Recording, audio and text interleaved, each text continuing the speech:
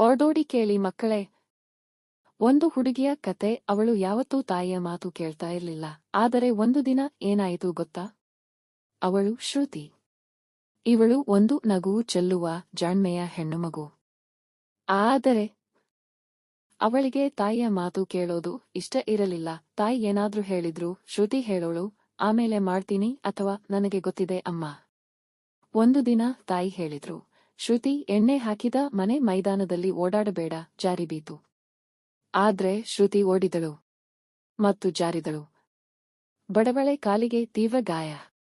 ಅದಕ್ಕೆ ತಾಯಿ ಬಂದರು, ಮೃದುವಾಗಿ ಹೇಳಿದರು, ನಾನು ಹೇಳಿದೆ ಶ್ರುತಿ, ಮಾತು ಕೇಳಿದ್ರೆ ನಿನಗೆ ಏನೂ ಆಗುತ್ತಿರ್ಲಿಲ್ಲ. ಶ್ರುತಿ ತುಂಬಾ ಬೇಸರಪಟ್ಟಳು. ಮೊದಲ ಬಾರಿಗೆ ಅವಳು ತಾಯಿಯ ಮಾತು ಕೇಳಬೇಕಿತ್ತು ಅನ್ನೋದು ಅರ್ಥ ಆಯ್ತು. ಆ ಗಾಯದಿಂದ ವಾಪಸಾದ ನಂತರ ಶ್ರುತಿ ತಾಯಿಯ ಮಾತು ಕೇಳ್ತಾ ಶುರುಮಾಡಿದಳು. ಅವಳು ಎಷ್ಟು ಬದಲಾಗಿದ್ಲೆ ಅಂದ್ರೆ ಮನೆಯಲ್ಲೆಲ್ಲ ತಾಯಿ ಬೆಚ್ಚನೆಯ ನಗು ನೋಡೋದು ಪ್ರಾರಂಭ ಆಯ್ತು. ಈ ಕತೆಯ ಪಾಠ ಏನು ಗೊತ್ತಾ ಮಕ್ಕಳೇ? ಹಿರಿಯರು ಎಷ್ಟೋ ಅನುಭವದಿಂದ ಮಾತು ಹೇಳ್ತಾರೆ. ನಾವು ಅವರ ಮಾತು ಕೇಳಿದ್ರೆ ತಪ್ಪುಗಳನ್ನು ತಪ್ಪಿಸಿಕೊಳ್ಳಬಹುದು. ನೀವು ಕೂಡ ಶ್ರುತಿಯ ತರ ತಾಯಿಯ ಮಾತು ಕೇಳ್ತೀರಾ? ಕಾಮೆಂಟ್ನಲ್ಲಿ ಬರೆದು ಹೇಳಿ. ಈ ಕತೆ ಇಷ್ಟವಾಯಿತಾ? ಇನ್ನಷ್ಟು ಮಜಾ ಕತೆಗಳಿಗಾಗಿ ಲೈಕ್ ಮಾಡಿ, ಸಬ್ಸ್ಕ್ರೈಬ್ ಮಾಡಿ.